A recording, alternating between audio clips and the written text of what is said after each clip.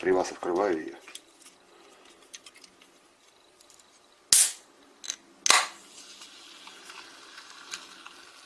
Газ выходит, слышите, все нормально. Наливаю в 3 бокальчика колу.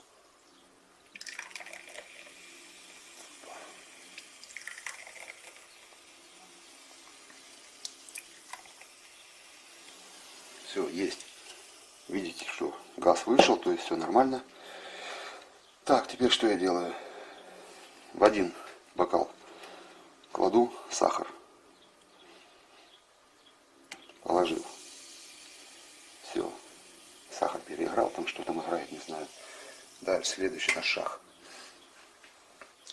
Берем немного пепла от сигареты, кладем в другой бокал. Положили. Тоже, видите, там пузырьки пошли, и все. А вот теперь следующий бокал будет самый интересный фокус. Так, это можно убрать. Теперь смотрите. Беру сахар и натираю его пеплом. Тут много даже не нужно, лишь бы. Сигарета сгорела не полностью. Так, но у меня сейчас будут грязные руки, уж не обращайте внимания. Сейчас я вытру. Итак, момент истины. Смотрите, что теперь будет происходить. Правда, реакция происходит не всегда сразу. Нужно чуть-чуть подождать, но все равно она происходит.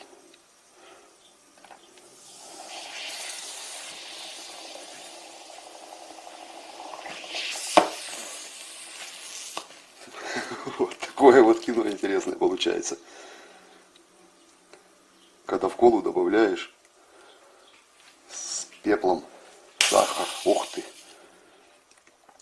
Так, сразу скажу, что это все происходит не всегда. Ну, то есть не со всеми колами. Например, наша кола, там какая-нибудь Кока-кола, там Ярославль кола. Это все не работает. Нужна оригинальная кола. Производители хвалятся, что у них уже больше 100 лет.